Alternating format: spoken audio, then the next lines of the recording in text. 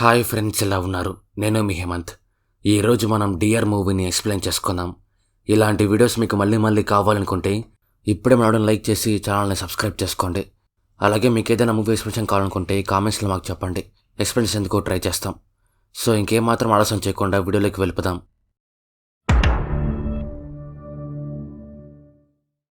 ఇంకా main story విషయానికి వస్తే మన హీరో అర్జున్ వాళ్ళ ఇంట్లో స్టోరీ స్టార్ట్ అవుతుంది. అర్జున్ వాళ్ళ ఇంట్లో వాళ్ళ అమ్మ లక్ష్మి అలాగే అన్న చరణ్ ఉంటారు.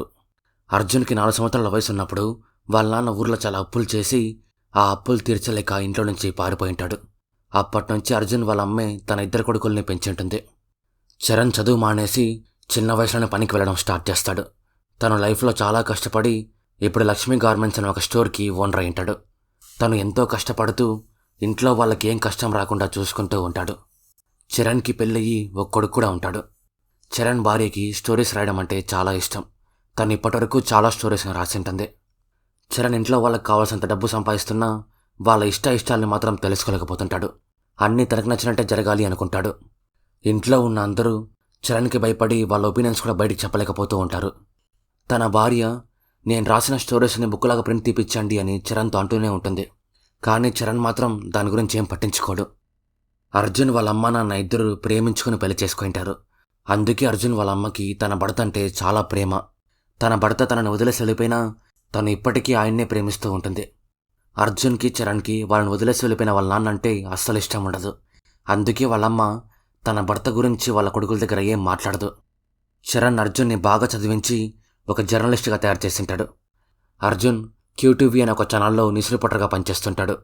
తను ఎప్పటికైనా ABS అనే ఒక ఛానల్లో జాబ్ కొట్టి వాళ్ళ అమ్మ ప్రౌడ్గా ఫీల్ అయ్యేలా చేయాలనేదే తన కోరిక, డ్రీమ్. దానికోసమే తను చాలా కష్టపడుతూ ఉంటాడు. అర్జున్ ఒక లైట్ స్లీపర్. అంటే తను నిద్రపోతున్నప్పుడు ఒక చిన్న సౌండ్ వచ్చినా తను నిద్రలో నుంచి లేచేస్తుంటాడు. దీపిక, తనే మన హీరోయిన్. దీపిక వాళ్ళ అమ్మ నాన్న ఇద్దరూ చాలా ప్రేమగా ఉంటారు. దీపిక వాళ్ళ నాన్న తన భార్య ఇష్టాలని చాలా గౌరవిస్తూ ఉంటాడు. ఒక మాటలో చెప్పాలి అంటే ఇంట్లో దీపిక వాళ్ళ అమ్మదే పై చెయ్యి. దీపిక వాళ్ళ అమ్మ నాన్న దీపికకి పెళ్లి సంబంధాలు చూస్తూ ఉంటారు. కానీ తనకి ఒక పెళ్లి కూడా సెట్ అవ్వదు. ఎందుకంటే దీపికకి గురక పెట్టే అలవాటు ఉంటుంది. పెళ్లి చూపుల్లో దీపిక తన ప్రాబ్లం గురించి పెళ్లి కొడుకు చెప్తుంటుంది. అందుకే వచ్చిన వాళ్ళందరూ పెళ్లి క్యాన్సిల్ చేసుకొని వెళ్ళిపోతుంటారు. చరణ్ అర్జున్కి ఒక సంబంధం చూస్తాడు. కానీ అర్జున్కి మాత్రం ABSలో జాబ్ కొట్టిన తర్వాత పెళ్లి చేసుకోవాలనేది కోరిక. కానీ వాళ్ళకి ఎదురు చెప్పలేక పెళ్లి చూపులకి వస్తాడు. తను పెళ్లి చూపులకు వచ్చింది దీపిక వాళ్ళ ఇంటికే. పెళ్లి చూపులంటే అస్సలు ఇష్టం లేని అర్జున్ దీపికని చూడగానే పెళ్లికి ఒప్పుకుంటాడు. దీనికి తోడు దీపిక వాళ్ళ అమ్మ అలాగే అర్జున్ వాళ్ళ అమ్మ స్కూల్లో మంచి ఫ్రెండ్స్. దీపిక తన గురక విషయం అర్జున్కి చెప్పాలి అనుకుంటుంది. కానీ వాళ్ళమ్మ దీపికని ఆపి అర్జున్కి విషయం తెలియకుండా చేస్తుంది. అందరూ కలిసి దీపిక అర్జున్ల పెళ్లి చాలా ఘనంగా చేస్తారు. ఫస్ట్ నైట్ రోజు అర్జున్ దీపికతో మాట్లాడుతూ తనకున్న లైట్ స్లీపింగ్ అలవాటు గురించి చెప్తాడు. అది విన్న దీపిక షాక్ అయిపోతుంది. ఆ తర్వాత వాళ్ళ అమ్మకు ఫోన్ చేసి మాట్లాడుతూ అర్జున్కున్న ప్రాబ్లం గురించి చెప్తుంది. దానికి వాళ్ళమ్మ ఇప్పుడు తనకి ఏ విషయం చెప్పొద్దు, హనీమూన్కి వెళ్ళినప్పుడు మంచి టైం చూసుకొని నీకున్న ప్రాబ్లం గురించి తనకి చెప్పు అంటూ ఈ రోజు మాత్రం అసలు నిద్రపోవద్దు అంటుంది. దీపిక రూమ్లో అటు ఇటు తిరుగుతూ నిద్రపోకుండా ఉండేందుకు ట్రై చేస్తుంది. కానీ వచ్చే నిద్రను ఆపలేక నిద్రపోతుంది. అర్జున్ తన డ్రీమ్లో దీపికతో కలిసి ఫుల్గా ఎంజాయ్ చేస్తుంటాడు. కానీ ఒక్కసారిగా దీపిక పెట్టే గురక విని నిద్రలో నుంచి బయటికి వచ్చేస్తాడు. అర్జున్ దీపికని లేపేందుకు చాలా ట్రై చేస్తాడు. కానీ తన నిద్ర లేవదు. తను పెట్టే గురక వల్ల అర్జున్ రాత్రంతా నిద్రపోడు. అర్జున్కి తన ప్రాబ్లం గురించి తెలిసిపోయిన విషయం దీపిక తెలుసుకొని హనీమూన్కి వెళ్ళినప్పుడు తన ప్రాబ్లం గురించి తనతో మాట్లాడాలి అనుకుంటుంది. ఇద్దరూ కలిసి హనీమూన్కి వస్తారు. అర్జున్ దీపిక పెట్టే గురక గురించి తనతో మాట్లాడదామని చాలా ట్రై చేస్తాడు. కానీ కాన్వర్జేషన్ ఎలా స్టార్ట్ చేయాలో తెలియక టెన్షన్ అయిపోతూ ఉంటాడు. తను ఆ టెన్షన్లో దీపిక తనకి దగ్గర అవ్వాలని చూస్తున్నా తనకి దగ్గర అవ్వడు. ఆ టెన్షన్లో తను ఏం చేయాలో తెలియక బాత్రూంలో అటు ఇటు తిరుగుతున్నప్పుడు కింద పడి ముక్కు తగిలించుకుంటాడు. అర్జున్కి హనీమూన్ ఏం నచ్చక క్యాన్సిల్ చేసుకొని ఇంటికి వచ్చేస్తాడు. అర్జున్ పెళ్ళైనప్పటి నుంచి టెన్షన్లో ఉంటే తనను చూసిన వాళ్ళు మాత్రం పెళ్ళైనప్పటి నుంచి మీ ఫేస్లో చాలా గ్లో వచ్చింది అని చెప్తుంటారు. అర్జున్కి ఆఫీస్లో 2 ఫ్రెండ్స్ ఉంటారు. తను వాళ్ళతో మాట్లాడుతూ తన భార్య ప్రాబ్లం గురించి వాళ్ళతో చెప్పుకుంటాడు. అప్పుడు వాళ్ళిద్దరూ నువ్వు మాతో మాట్లాడితే ప్రాబ్లం సాల్వ్ అవ్వదు, వెళ్ళి నీ భార్యతోనే మాట్లాడు అంటారు. దానికి అర్జున్ దీపికతో మాట్లాడదామని బయటికి పిలుచుకొని వస్తాడు. దీపిక తనకి ఉన్న ప్రాబ్లం గురించి అర్జున్కి చెప్పి, నిన్ను మోసం చేయాలనే ఉద్దేశమే నాకు లేదు. నీకు ఉన్న ప్రాబ్లం గురించి నాకు మన ఫస్ట్ నైట్ రోజే తెలిసిందే. లేదంటే నేను నా విషయం నీకు చెప్పేదాన్ని అంటూ సారీ చెప్తుంది. దానికి అర్జున్ తనకి ఉన్న డ్రీమ్స్ గురించి దీపికకి చెప్పి, నువ్వు నా పక్కనుంటేనే నేను ఇవన్నీ సాధించగలను.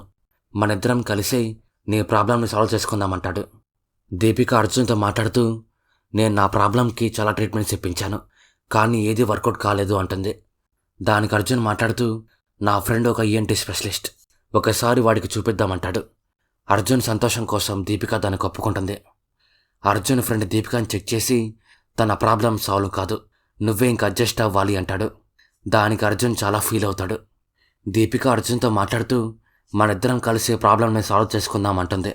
దానికి అర్జున్ సీరియస్ అయ్యి, ఇబ్బంది నాకు, నీకు కాదు అంటాడు. అర్జున్ దీపిక ఇద్దరూ ఏం చేయాలని ఆలోచిస్తున్నప్పుడు అర్జున్కి ఒక ఐడియా వస్తుంది. అది ఏమి అంటే, ఆల్టర్నేటివ్ డేస్లో నిద్రపోవడం. అంటే ఒకరోజు అర్జున్ నిద్రపోతే ఇంకో రోజు దీపిక నిద్రపోతుందన్నమాట. ఇద్దరికీ వేరే దారి లేక దానికి సరే అనుకుంటారు.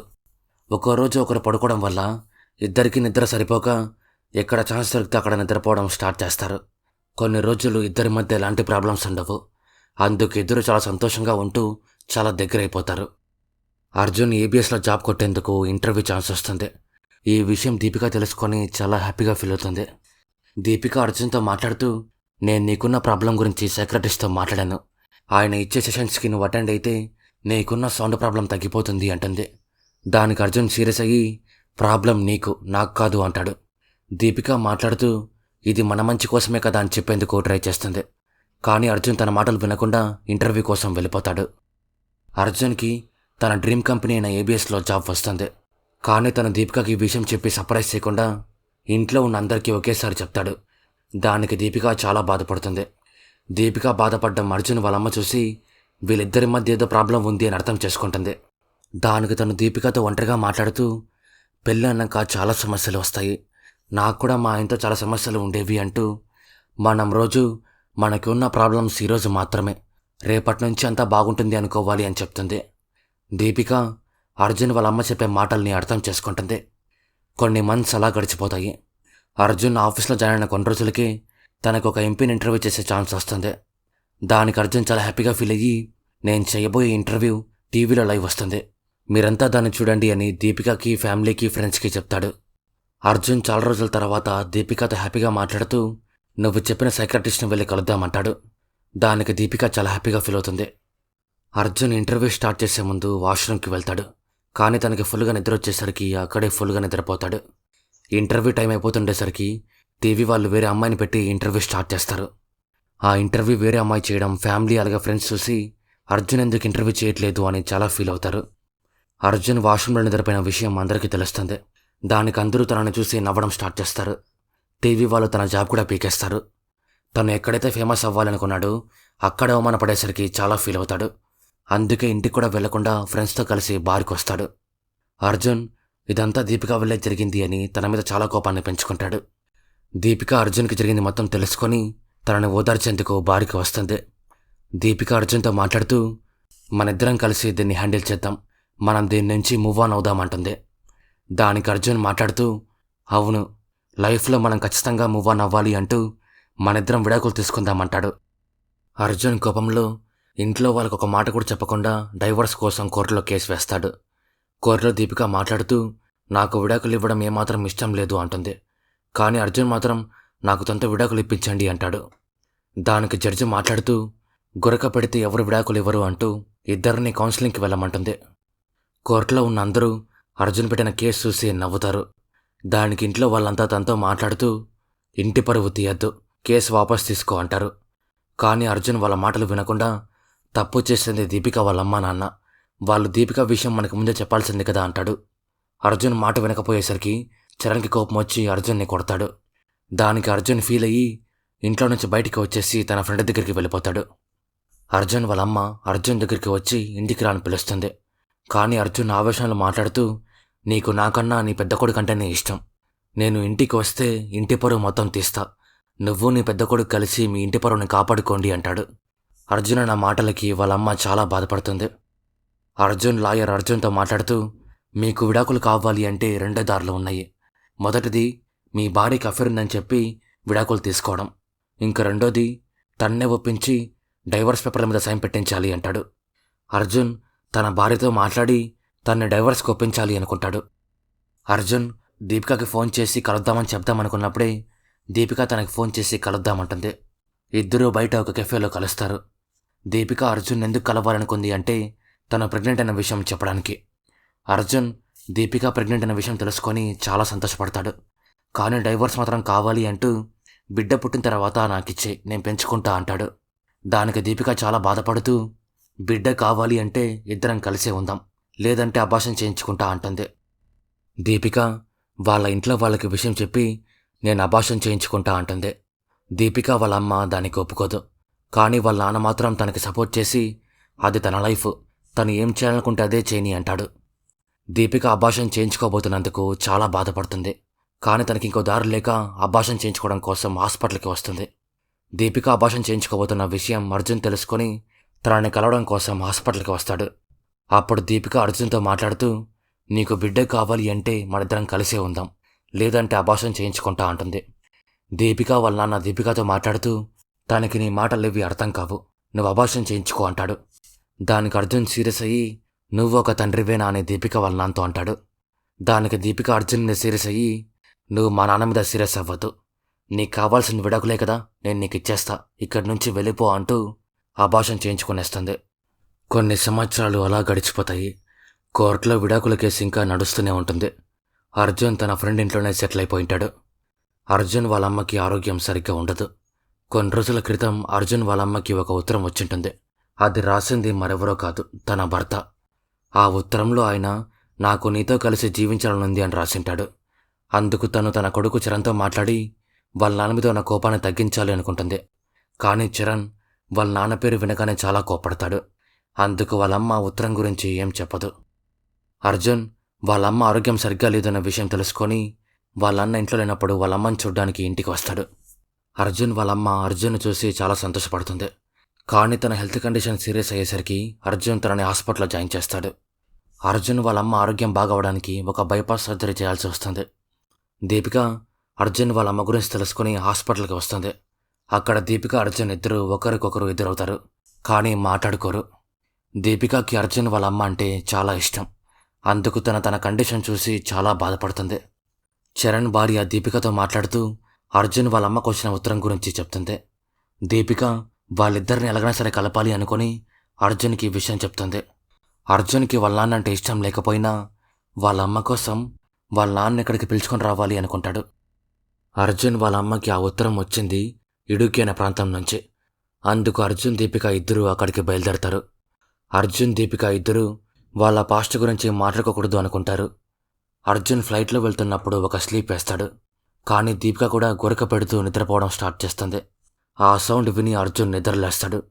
ఫ్లైట్లో ఉన్న అందరూ తను పెట్టే గురకకి డిస్టర్బ్ ఫీల్ అయ్యి నీ భార్య నిద్రలేపు అని అర్జున్ని తిడతారు. కానీ తీరా చూస్తే అర్జున్కి ఇదంతా కల వచ్చింటుంది. దీపిక అర్జున్కి ధైర్యం చెప్పి నువ్వు ధైర్యంగా నిద్రపో, నేను ఫ్లైట్లో నిద్రపోను అంటుంది. ఇద్దరూ కలిసి ఇడుకి వచ్చి ఒక హోటల్లో స్టే చేస్తారు. మరుసటి రోజు ఇద్దరూ కలిసి ఒక రెస్టారెంట్కి వెళ్తారు. ఆ రెస్టారెంట్ అర్జున్ వాళ్ళ నాందే. అర్జున్ వాళ్ళ నాన్న అర్జున్ను చూసి తనతో మాట్లాడేందుకు ట్రై చేస్తాడు. కానీ అర్జున్ తనతో మాట్లాడేందుకు ఇష్టపడ్డు.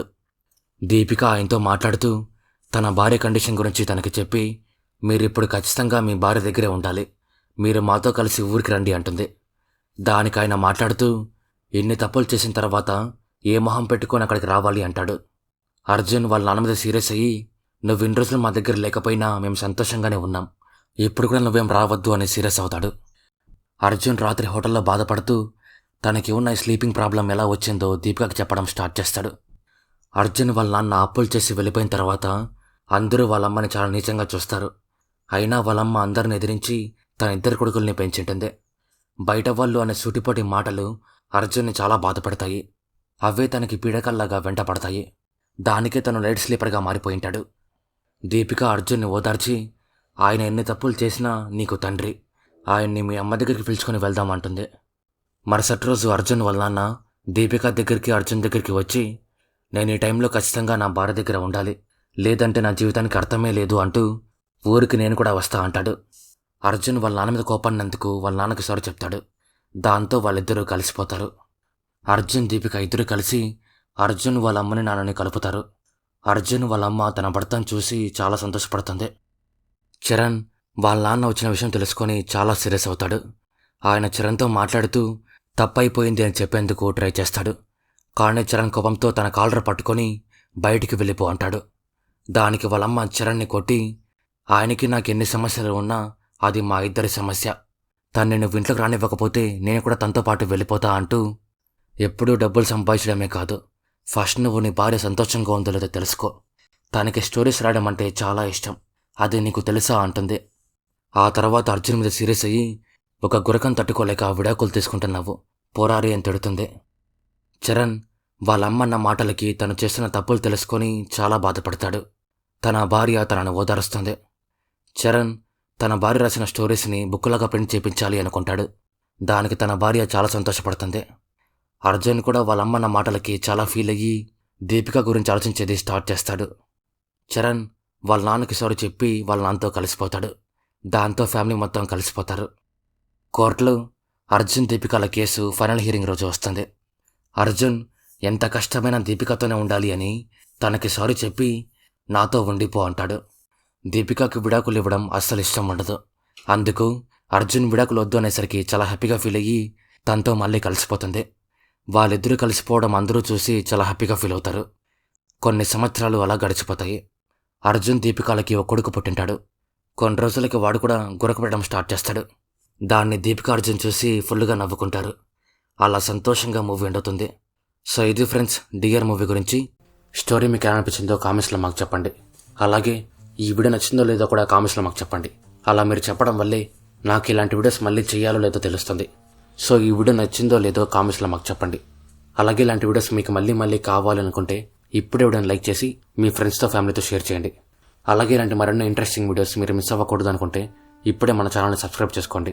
మరో వీడియోతో మళ్ళీ కలుద్దాం. అంతవరకు బాయ్.